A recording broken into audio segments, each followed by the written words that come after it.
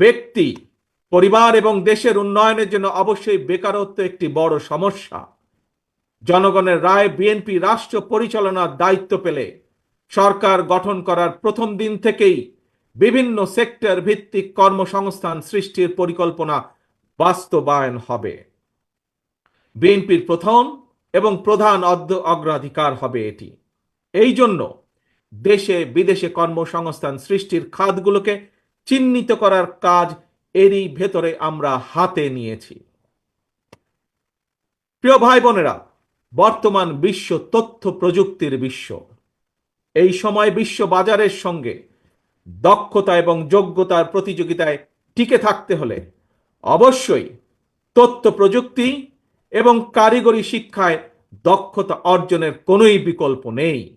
এবং সে কারণে আমরা একটি নির্দিষ্ট বয়স থেকে তরুণ প্রজন্মকে নৈতিক এবং কর্মমুখী শিক্ষায় প্রশিক্ষিত করে গড়ে তুলতে চাই। বিদ্যমান যে একাডেমিক সিলেবাস, এর পাশাপাশি স্কুল কলেজ পর্যায় থেকে আমরা আইসিটি এবং কারিগরি শিক্ষা প্রবর্তন করতে চাই। একই সাথে আমরা বর্তমানে মনে করি যে বর্তমানে স্পোর্টস এখন আর শুধু শারীরিক ব্যায়াম কিংবা বিনোদনের বিষয় নয়। সুতরাং এই স্পোর্টসকে একটি পেশা হিসাবে প্রতিষ্ঠিত করার লক্ষ্যে ক্রীড়াকে আমরা শিক্ষা ক্যারিকুলামের অন্তর্ভুক্ত করতে চাই।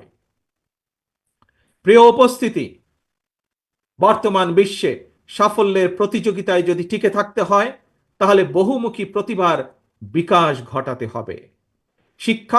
শিক্ষার্থীদেরকে একদিকে ভাষা শেখা যেরকম জরুরি, বর্তমানে আমরা স্কুল কলেজে সাধারণত বাংলা ইংরেজি শেখার সুযোগ পাই।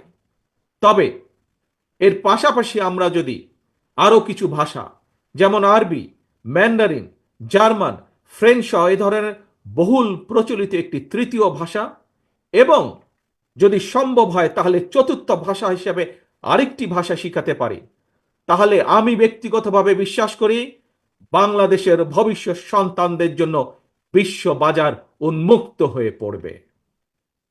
একই সাথে প্রিয় উপস্থিতি, আগ্রহী যুবশক্তিকে যুব সম্পদে পরিণত করার জন্য সরকারি উদ্যোগে বিদেশি ভাষার উপরে 3 মাস থেকে 1 বছরের কোর্স আমরা চালু করতে চাই। দেশে যাতে বহু ভাষা শেখা যায় এজন্য আমরা বহু ভাষা শিক্ষক নিয়োগ করতে চাই, যার মাধ্যমে আমরা বেকার সমস্যারও অথবা কর্মসংস্থানেরও ব্যবস্থা করতে পারব।